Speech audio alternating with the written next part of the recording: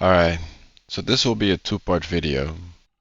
In the first half of it, I will discuss the theory of how you can grow relatively safe and effectively. And after that we will leave this classroom and actually get out there to start surviving. And I'll take you guys with me, but first let's take a look at the map.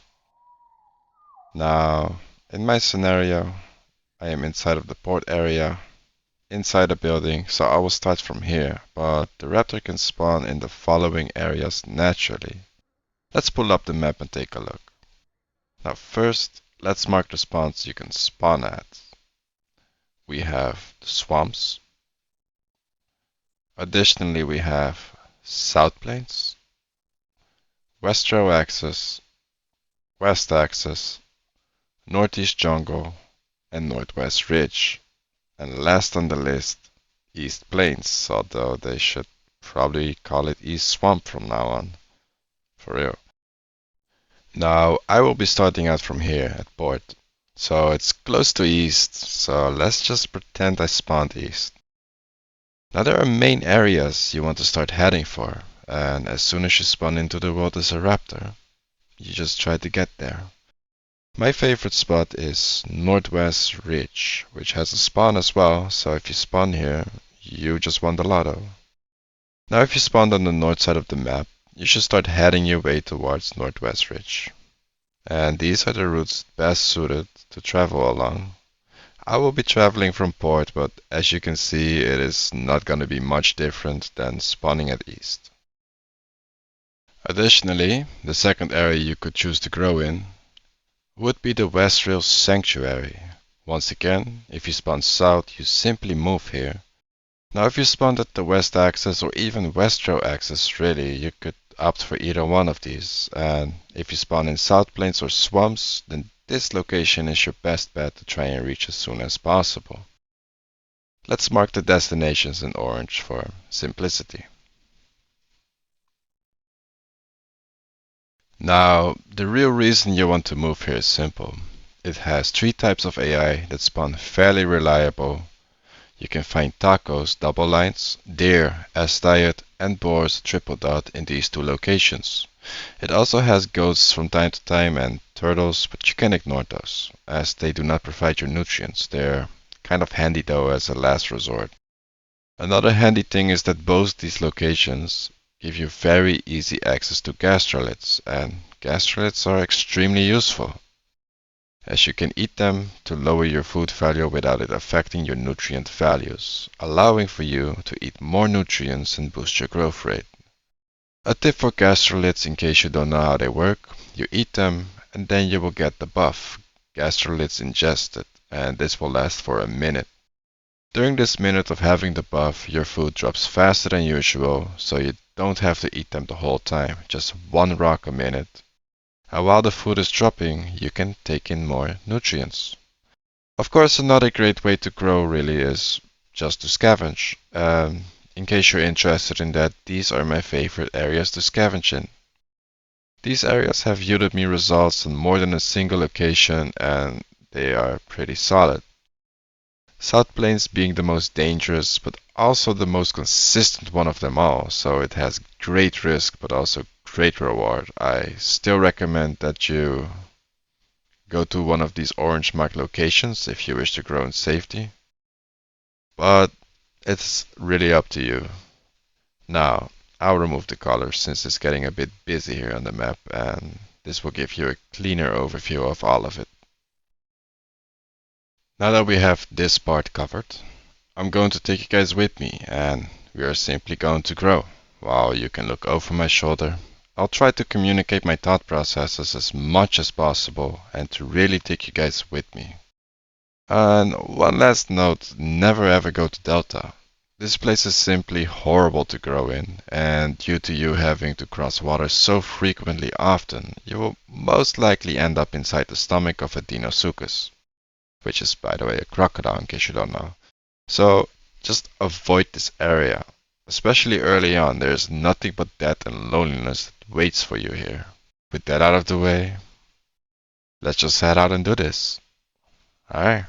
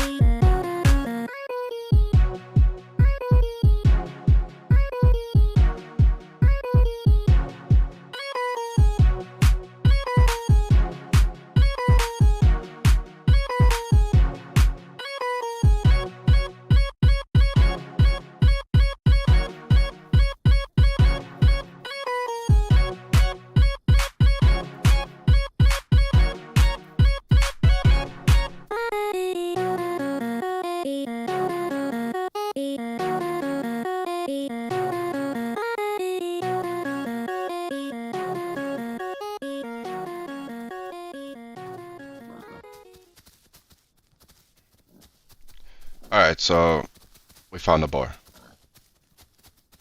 Kind of lucky. I also found one earlier, but I was just a bit too small. Right now, I still think I'm too small. This thing can easily one-shot or two-shot me. This is a non-meta server, so the mutation you just saw me pick up is congenital hypogasia. And I'm thinking that mutation might give me a shot at this, so I have an idea. So here's the idea, right? I'm gonna try to do a damage bounce, but first I need to lose aggro. Oh, look at that timing. So we're gonna do a damage bounce and put this creature into flee mode, because when the boar gets low HP, it will try to run away from you. And after it starts running away from me, I will try to bite it to death.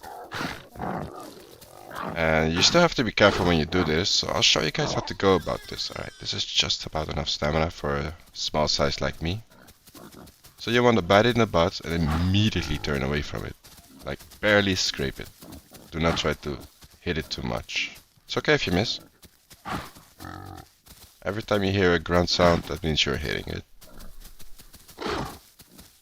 You kind of want to make this maneuver on the boar. Like, you're too small to pin it down. It's actually quite dangerous at this age. So you just want to keep doing this. There we go. And just like that, we got bacon for breakfast. Yum. Let's eat this up and continue our travel. It's quite calm here, so I'm in luck. This area can easily be filled with a variety of dinosaurs. Like, you will find packies here, all sorts of things. Just this time, I'm in luck. Let's take a gastrolet. Just a little candy, as I like to call it. And then we just get our stamina back up and we continue.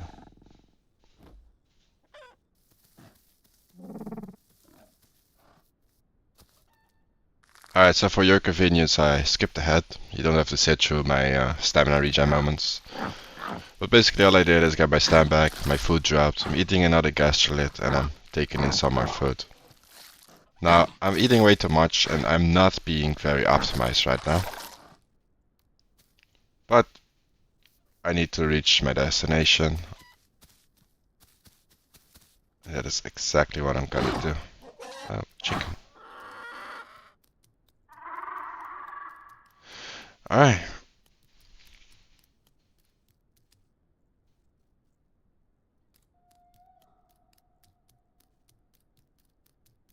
It's very silent here. There's also not a lot of players online right now, which is probably why it is so silent. I'm doing this quite early on, and yeah. Sadly, all the servers are just not that alive right now.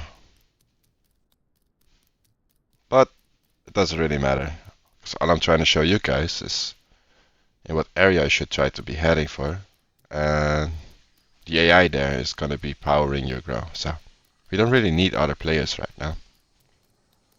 That said though, I will take a little break once we get there, and I will wait for more population. So that we, can actually show the grow in a world where you are at risk. Right now, this is a travel you will succeed at 90% of the time if you just follow two simple rules. One, keep going for your destination, because the raptor is really fast and it's quite agile and tiny, so if something comes for me, I'll just zip into that forest and there's no way in hell they're catching me. And two, don't produce any sound. Don't one call, don't F call, don't bark. You just run and go to where you want to go. Anyway, let me skip ahead until something happens, I guess. I reached the beach. Yeah. Nothing has actually happened. But I want to show you guys how I skip water access to get to my destination. As you can see, the other side of the land is not that far away right now. On my left is water access and the big dam. And we're just gonna cross here and swim to the other side. You don't have to worry about dinos. They don't come down here. It is a waste of their time to even try to come down here. Not only that, but they usually die trying to come down here, unless they come from another point in the ocean and have swam all the way around. Like, it is quite difficult for a dino to reach this. And when they do reach it, there's often no food sources to sustain them. So you will not have to worry about crocodiles down here, even though water access is right next to us on our left. And there's also a secret I want to show you guys. Like a little comfy spot that is meant for raptors to hide in. And it can only be reached by raptors and a very select few other species. Hey, let's first get my stamina back. Alright, so we got to the lake. From this lake you can go in several directions for the AI you wish to hunt. First one I'll show you is the taco, and for this one you kind of want to go northeast along the beach. Now, when you get to the beach you just wait for a taco call. When you get to this point, it usually makes one. Can take a second. You just patrol the beach line and eventually one will call out to you.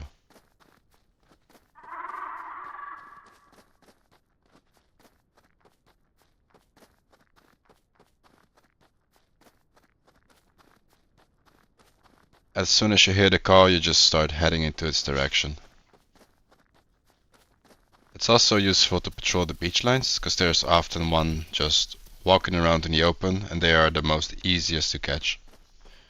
But as in my case, there's none on the beach, we just start to identify the call. Oh, it's right here. Spoke too soon. And just like that, you have a taco. And a frog, yes. The frogs will probably get fixed, so don't expect them to always be carrying something. Or maybe they won't fix it. The devs work in mysterious ways. But yeah, this is how you can get your tacos, northeast of the lake. Now I also promised you guys a secret location, so I'll just show you how to get there. If you head towards the west, keeping the lake on your right hand side, and into the forest, you'll be able to find some boars. And if we go beyond that, we'll also be able to go to the location that I've been talking about. Can take a second for a boar sound to occur, but you just stay patient and eventually it will happen. You can also find them here in the open field.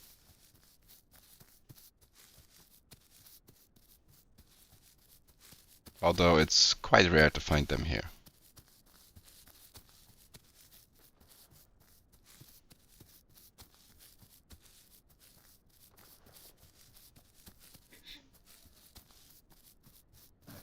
Oh, well, I got lucky, I guess. And a small carno. Carnos also spawn in this area, and usually they're very tiny. I'm not gonna hurt this little bean, because I'm just not hungry enough to end its life. I have no reason to do so. So I'll just show a sign of non-aggression, so it can stop freaking out. Of course, if global chat is enabled, you can just straight up tell him.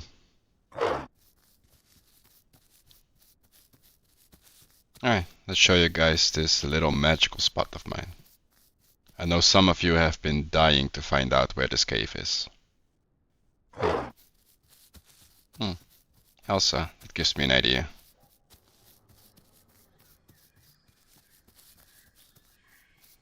But let's first show you guys where this cave is. So basically you want to head towards that rock formation over there. It is like right next to the dome. You can also recognize it when you're in this open field. And then you just head into this corner where the tree line meets the rock. Always keep looking around. You never know who's looking at you. But yeah, let's head there.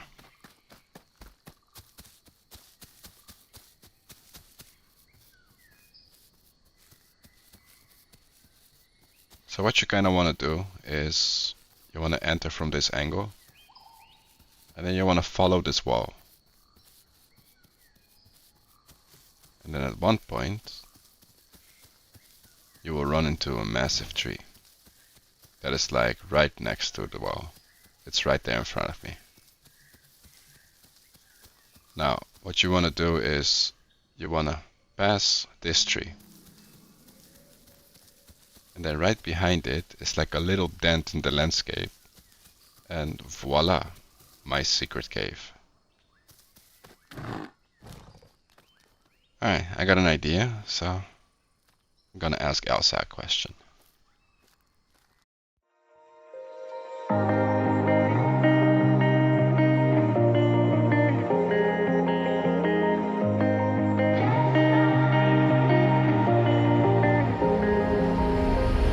When I'm blue, I think of you in your eyes, how they look at mine, so kinda like that.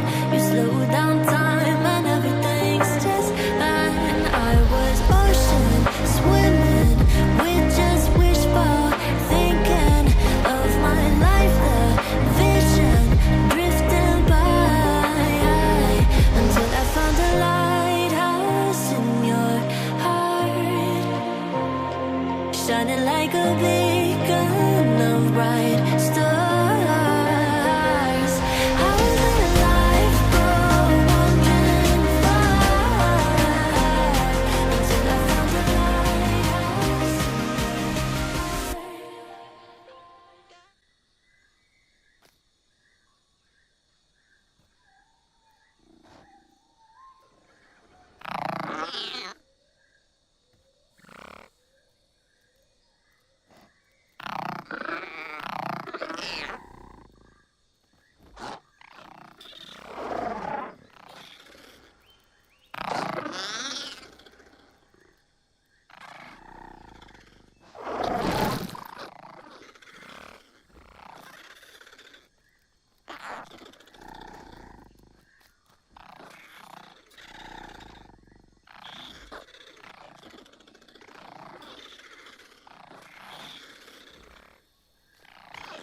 And just like that, I had a pack.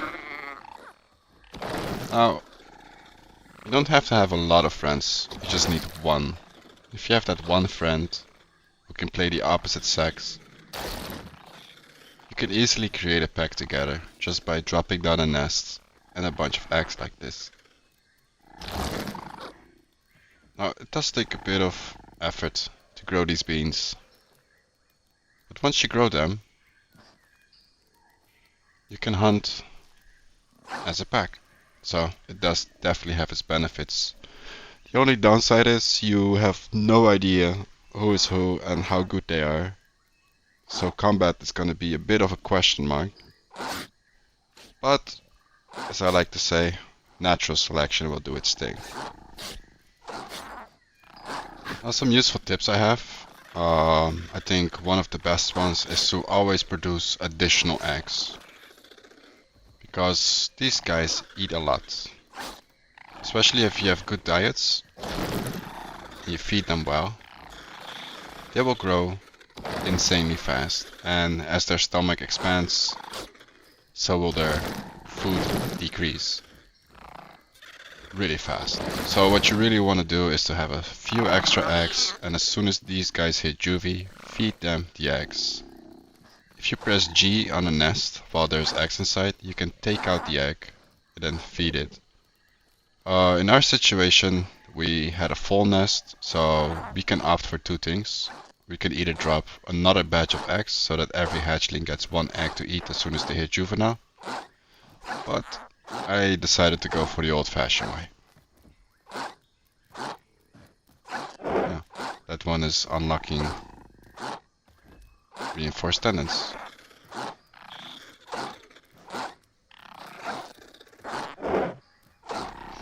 Cute. Now, you will have to do some parenting. As soon as they get big enough to eat, you do not want to expose them to deadly AI such as boars by themselves. It's an easy way to lose your hatchlings. So simply make them follow you and then just, you know, give them everything on a silver platter. Give them the highest chance of survival by doing the hard work early on. I say hard work, but let's be real. Killing a boar is not exactly difficult. You just have to find one and then end its life miserably. And just like that, you have a bunch of happy kids. Look at them go, they're like piranhas. They all look like me, which is gonna be interesting. Now I also had to go, so I'm kind of a single father right now. But it's fine, it's really not that hard to raise these kids. You just have to keep them out of harm's way and keep food in their bellies. And at one point they will get big enough to start hunting for themselves. And you let them. Of course, if you notice that they are not able to get the job done, you give them a little hint. It is also gonna be up to you to make good decisions. Here we ran into two big carnos and a little one. We're contemplating if we should go for it. And at one point I show with body language that we're not going to be doing it by crouching away.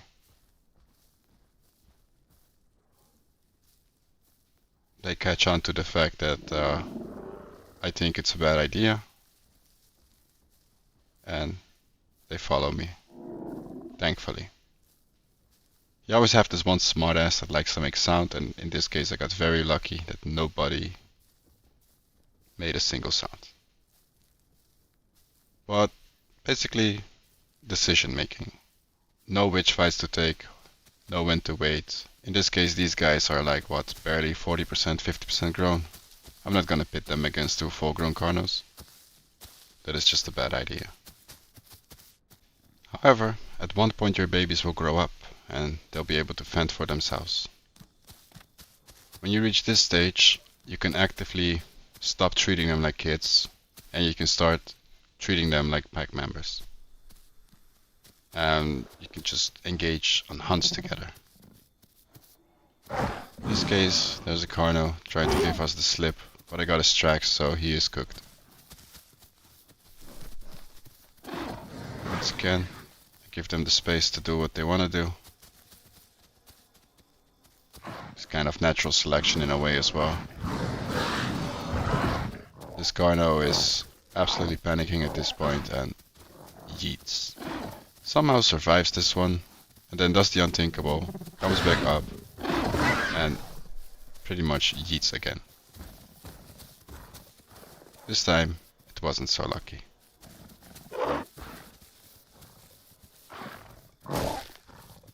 Just like that, you got your pack going and you're ready to take on pretty much anything at this point. Now there's gonna be moments where you're gonna be losing pack members when you go into more difficult fights. Like here we are fighting a Diablo. At one point the Maya steps in.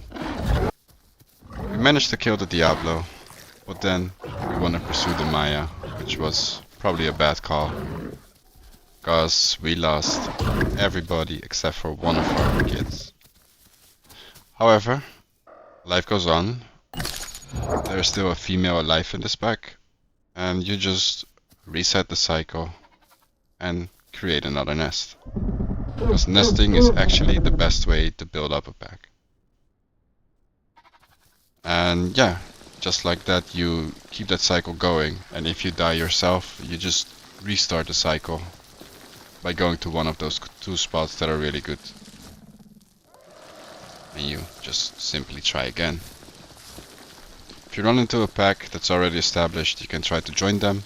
It gives you a major shortcut and you don't have to, you know, go through the effort of nesting and all that, because it is actually very time consuming. But on the other hand, it is also kind of fun to engage into some of those activities. And as you might have noticed, I took quite a bit of damage. So, in the next part, we're going to teach you guys about desync and how to kind of prevent getting hit by it. So if you're interested to learn about that, I'll see you in the next one.